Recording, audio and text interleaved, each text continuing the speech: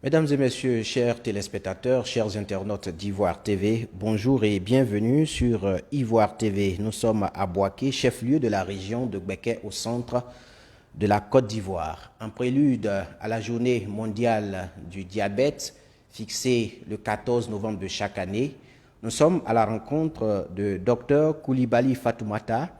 Elle est médecin et spécialiste en endocrinologie et diabétologie. Docteur, bonjour. Bonjour, Monsieur Mbra. Le diabète touche plus de 420 millions de personnes dans le monde. Selon l'Organisation mondiale de la santé, le diabète pourrait passer de la 8e à la 7e cause de décès dans le monde en 2030. Le diabète est diagnostiqué avec au minimum 5 années de retard. Cette maladie, avec laquelle on apprend à vivre tout au long de la vie, fait encore peur. Docteur, nous sommes à votre rencontre pour échanger autour de cette question. Quand on parle de diabète, c'est quoi au juste? Merci, Monsieur Mbra, pour l'opportunité que vous nous donnez de nous exprimer sur cette question. Le diabète, c'est une maladie chronique non transmissible qui est caractérisée par un excès de sucre dans le sang. On parle de diabète quand la glycémie est supérieure à 1,26 à 2 reprises. Donc, en temps normal, le sucre nous est apporté par l'alimentation pour fournir de l'énergie à l'organisme. Et le pancréas, qui est un organe du corps humain, produit une substance appelée l'insuline. L'insuline, c'est une clé qui permet de faire entrer le sucre qui est contenu dans le sang au niveau du muscle. Mais qu'est-ce qu'il arrive pourquoi on parle de diabète? Il arrive que cette insuline, qui est la clé, ait un dysfonctionnement. L'insuline ne soit plus produite en grande quantité ou les clés sont cassées. Ce qui fait qu'il y aura un excès de sucre dans le sang qui va entraîner un déséquilibre glycémique et lorsqu'on prendra la glycémie du patient, on va le déclarer diabétique. D'accord. Alors, le citoyen lambda, qu'est-ce qu'il doit savoir sur le diabète? Il y a combien de types de diabète? Donc, en pratique courante, il y a essentiellement deux types de diabète. Le diabète de type 1, qui est un diabète qu'on rencontre chez l'enfant, chez l'adolescent et chez le jeune adulte. Dans le diabète de type 1, le pancréas ne fonctionne plus bien et il n'arrive plus à fabriquer l'insuline qui est la clé. Donc, le sucre va s'accumuler dans le sang, entraîner des désagréments et on parlera de diabète. Dans le diabète de type 2, c'est un diabète qu'on rencontre chez des sujets de plus de 45 ans, des sujets en surpoids ou obèses, chez des sujets qui ont des antécédents familiaux de diabète. Et dans ce type de diabète, également, le pancréas ne fonctionne plus bien. Mais là, il continue à produire de l'insuline qui est la clé. Mais la clé, c'est un peu comme si la clé, elle est cassée. Donc, il y aura un excès de sucre dans le sang qui va entraîner le diabète. D'accord. Et à côté de ces deux types de diabète, nous avons également le diabète gestationnel. C'est un diabète qu'on rencontre. C'est une femme qui, quand elle tombe enceinte, elle fait le diabète. Et également, il y a d'autres types de diabète, des diabètes produits par des médicaments ou des diabètes qui sont découverts par certaines maladies. D'accord. Alors, est-ce qu'il y a des différences ou des similarités entre le diabète de type 1 et de type 2? Normalement, le diabète de type 1, comme on l'a dit, c'est un diabète qu'on rencontre chez les adultes jeunes.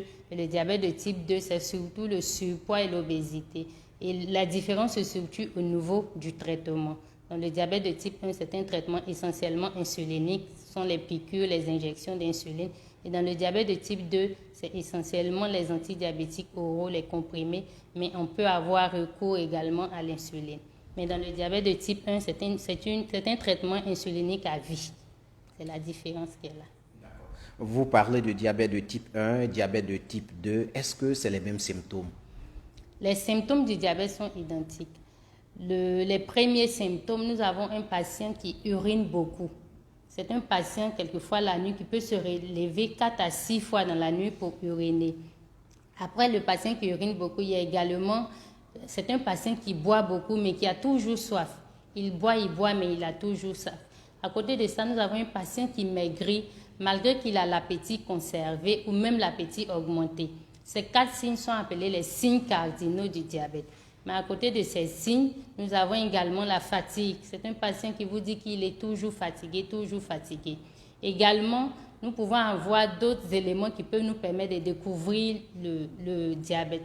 Savoir un trouble de la vision. C'est un patient qui consulte le médecin ophtalmologique pour un trouble de la vision. Et lors du bilan, on va se rendre compte que le patient, il est diabétique.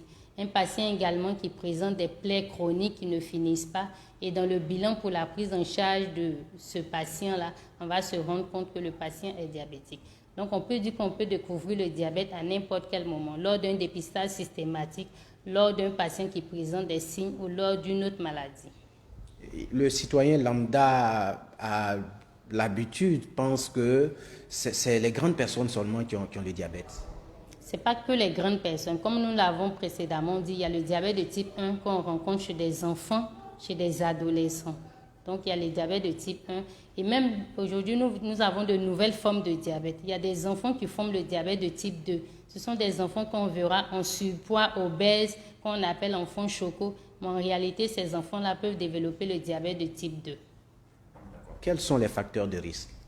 Les facteurs de risque du diabète, nous avons nos mauvaises habitudes alimentaires, une alimentation déséquilibrée. Nous avons le manque d'activité sportive, la sédentarité, qui va aboutir à un surpoids et une obésité. Nous avons également un antécédent familial de diabète, c'est-à-dire qu'une personne qui a dans sa famille quelqu'un qui a diabète, soit le père, la mère, un frère ou sœur, est plus à risque de développer le diabète qu'une autre personne. Nous avons également un antécédent de gros poids de naissance, c'est-à-dire ce sont des femmes qui font de gros bébés, on les appelle des macrosomies. En Afrique, quand on fait des gros bébés, on est content, mais en réalité, c'est un facteur de risque du diabète. Donc, une femme qui a fait des bébés de plus de 4 kilos doit se faire dépister du diabète. Docteur, nous sommes avec vous pour échanger bien évidemment sur la question du diabète, tout ce qui entoure cette pathologie.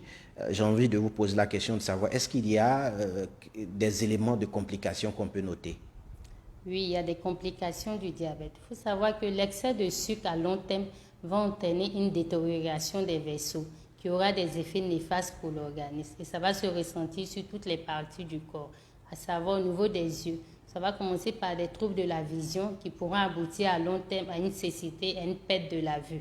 Au niveau du cœur, il y aura des maladies cardiaques qui vont aboutir à long terme à un arrêt cardiaque même. Nous aurons des troubles des vaisseaux sanguins qui vont entraîner des plaies chroniques qui ne finissent pas, qui peuvent aboutir à une amputation. Au niveau des nerfs, nous aurons également des neuropathies qui seront à la fin douloureuses. Il y aura des neuropathies douloureuses des membres. C'est un patient qui va se plaindre d'avoir des fourmillements dans les membres et ça va lui faire mal. Nous avons également au niveau du rein, des maladies rénales qui vont aboutir à long terme à une insuffisance rénale. Et c'est un patient qui devra subir une diurèse qui devra suivre une dialyse à vie. Nous avons également l'impuissance sexuelle, qui est également une complication du diabète. Chers internautes, chers téléspectateurs, nous sommes aujourd'hui avec une invitée spéciale. Il s'agit de Dr Koulibaly Fatoumata. Elle est médecin spécialiste en endocrinologie et diabétique. Elle est avec nous pour parler de la question du diabète en prélude à la journée mondiale du diabète fixée au 14 novembre de chaque année. Docteur, toujours avec vous, nous échangeons sur la question du diabète. Alors, ce que nous voulons comprendre aujourd'hui, quand on parle de diabète chez l'enfant, vous avez cité quelques symptômes. Alors, qu'est-ce qui fait qu'un enfant qui naît peut, je vais dire, automatiquement avoir le diabète? Ça découle de l'alimentation de la mère ou c'est naturel? Dans le diabète de type 1, il faut préciser que le diabète de type 1, ça peut être un diabète auto-humain. C'est-à-dire que c'est l'organisme même qui détruit le pancréas. Comme on l'a dit, le pancréas produit une hormone qu'on appelle l'insuline qui est la clé. Et dans le diabète de type 1, l'insuline, elle est détruite par l'organisme même. Donc, c'est une composante auto-immune. Le diabète de type 1, le début, il est brutal. C'est un enfant qui est en bonne santé, qui va commencer à se sentir mal et qui fait un coma acidocétosique et qui sera reçu aux urgences. Et également, dans l'interrogatoire, on essaie de voir pendant la grossesse de la mère et même dans l'enfance de l'enfant, est-ce qu'il n'y a pas une notion de malnutrition? Est-ce qu'il n'y a pas des maladies que l'enfant a fait dans l'enfance qui peuvent expliquer ce genre de diabète? Mais comme nous l'avons précisé, nous avons des enfants qui peuvent faire le diabète qu'on retrouve chez l'adulte. Donc, c'est des enfants qu'on verra qui seront en surpoids, qui seront obèses. Et ces enfants-là feront le diabète qu'on retrouve chez l'adulte, c'est-à-dire le diabète de type 2. Donc, on parlera du diabète de l'adulte, mais qu'on retrouvera chez l'enfant. Est-ce qu'on peut traiter le diabète? Le diabète peut être traité. C'est une maladie chronique, on n'en guérit pas, mais on peut traiter le diabète.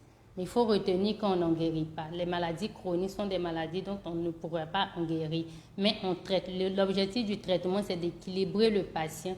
Et lorsque le patient est équilibré, il est à l'abri de toutes les complications. Comment se fait le traitement? Avant qu'on arrive à l'hôpital, est-ce que déjà avec les symptômes que vous venez d'énumérer, un citoyen lambda qui sait que je suis atteint de diabète, est-ce qu'il peut commencer avec un peu de médicaments traditionnels comme on a l'habitude de le faire?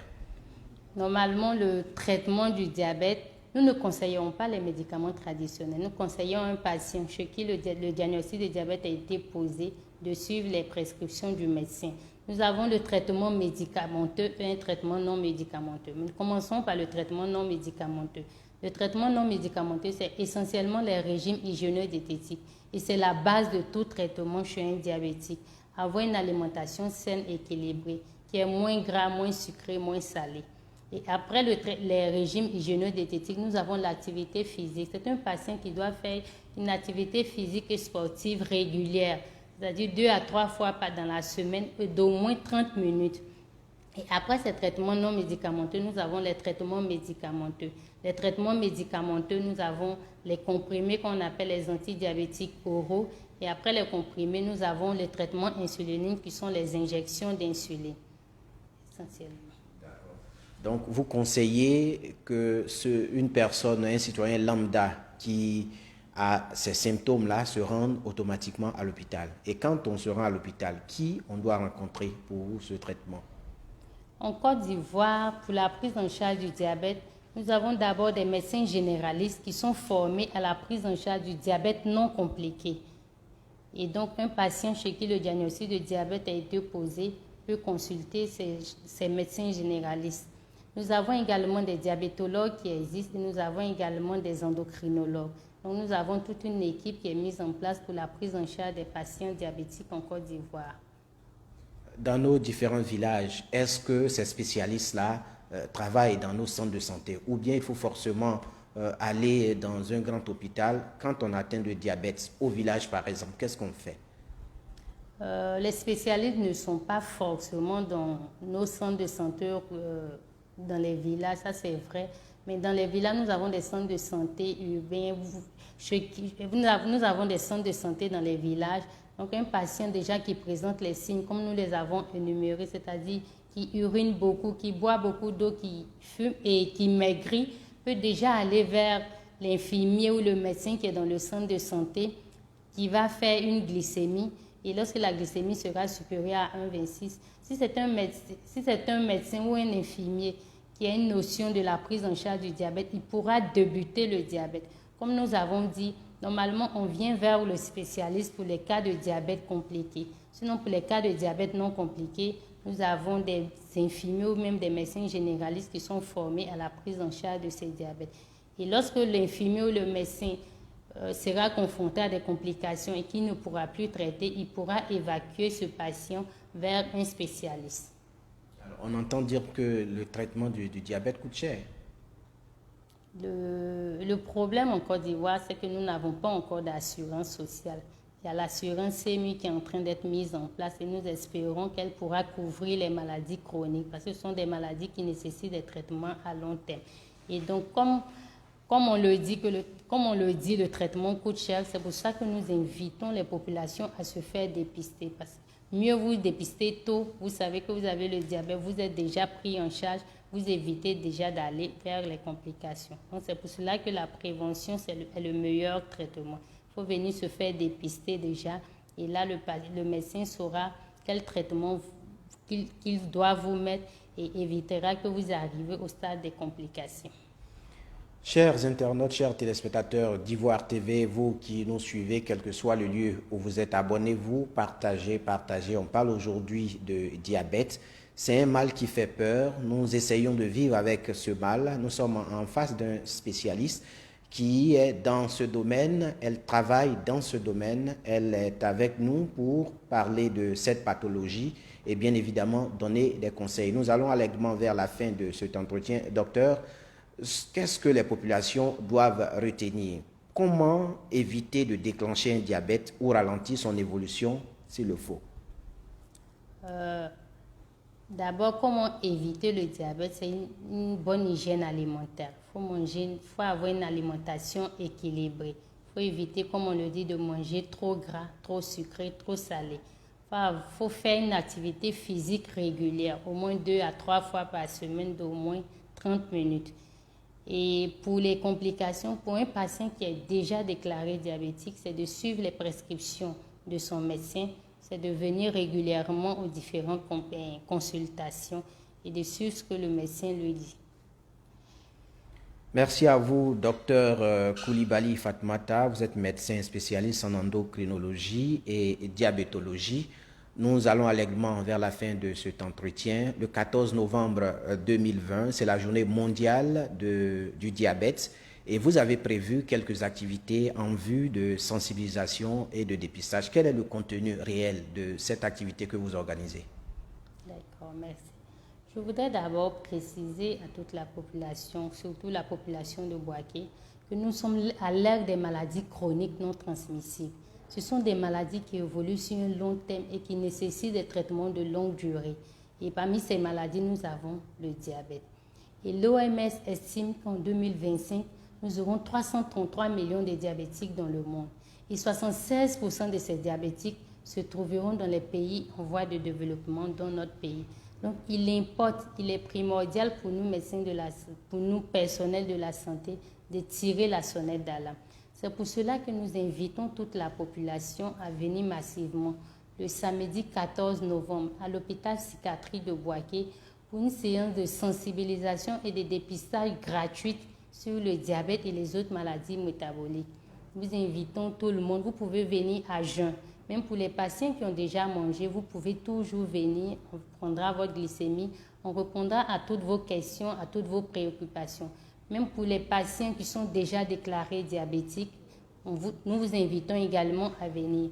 Si vous avez dans la famille votre père, votre mère ou un frère, une soeur qui est diabétique, sachez que vous êtes personne à risque de développer le diabète. Nous vous invitons. Si vous ressentez des signes, vous urinez beaucoup, vous buvez beaucoup d'eau, vous maigrissez, vous ne savez pas ce que vous avez, nous vous invitons également à venir vous faire dépister. Si vous savez que vous avez eu des enfants de plus de 4 kilos dans vos maternités, nous vous invitons également à venir vous faire dépister. Et même pour ceux qui n'ont aucun signe, nous vous invitons également à venir vous faire dépister. Docteur, on pense qu'avec cette activité, il y a une lueur d'espoir. Nous espérons tous. Merci, chers internautes, chers téléspectateurs d'Ivoire TV. Nous recevions Dr Coulibaly Fatoumata, médecin spécialiste en endocrinologie et diabétologie. Nous la recevions dans le cadre de la journée mondiale du diabète fixée au 14 novembre de chaque année. Et donc, le week-end, le samedi prochain, cette grande activité va se tenir à l'hôpital psychiatrique de Bouaké. Elle invite donc toutes les populations qui sont dans le besoin, qui sentent un mal, de venir pour se faire dépister et effectivement donner toutes les informations relatives au diabète. Partagez, abonnez-vous, chers internautes. Merci de nous avoir suivis et bonne suite de programme sur Ivoire TV.